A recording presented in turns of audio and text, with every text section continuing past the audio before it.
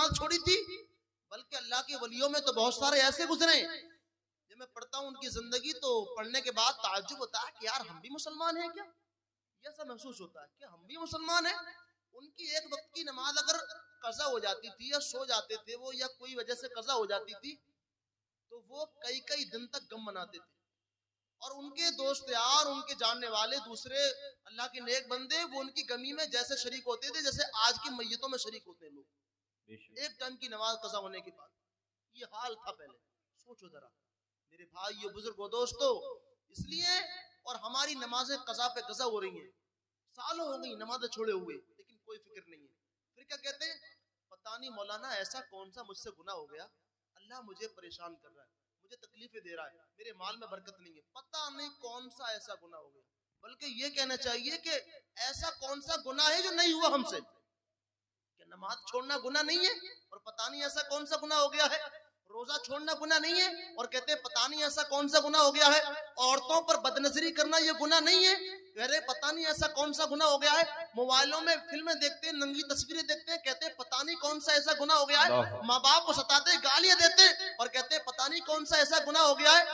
बाप से भाई से दुश्मनी रखते हैं, कहते हैं पता नहीं ऐसा कौन सा गुनाह हो गया है, बहनों को सताते हैं, बहन का हिस्सा हड़प कर जाते हैं, भाई का हिस्सा हड़प कर देते हैं और कहते हैं पता नहीं ऐसा कौन सा गुनाह हो गया है, मस्जिदों को वीरान कर रखा, कहते हैं पता नहीं ऐसा कौन सा गुनाह हो गया, जुआ खेलते हैं, सट्टों का अड्डे आबाद करते हैं, शराब के अड्डे आबाद करते हैं और कहते हैं पता नहीं कौन सा ऐसा गुनाह हो गया है, लड़कियों से औरतों से घंटों फोन पे लगे रहते हैं, कहते हैं पता नहीं ऐसा कौन सा गुनाह हो गया। फिर कहते हैं पता नहीं, हालांकि पता सब कुछ है कितना गुनहगार है बंदा, पता नहीं कौन सा, ये कहें कि पता नहीं कितने गुनाह हो गए हमसे, बहुत गुनाह हो गए। मैं आपको गुनहगार कहने नहीं आया हूँ, इतना जरूर कहना है जो हमारे नौजवान भाई हैं वो कम से कम कुछ ना बने तो दीनदार तो बन जाए, और ऐसा दीनदार बन जाए कि नमाजी भी हो और आशिक रसूल भी हो और बुजुर्गों का अदब एहतराम करने वाले भी हो, माँ बाप का अदब एहतराम करने वाले भी हो। आज की माँ बहनों से ये गुजारिश है कि अपनी बच्चियों को भी और अपने बच्चों को भी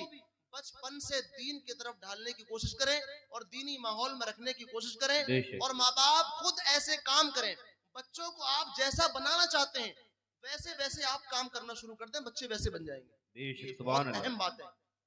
बहुत अहम बात है। कलमा पशीर पढ़ो, ला इलाहा इल्लल्लाहु मुहम्मदुर रसूलुल्लाह, कलमा शरीफ पढ़िए मर्तबा, ला इलाहा इल्लल्लाहु मुहम्मदुर रसूलुल्लाह।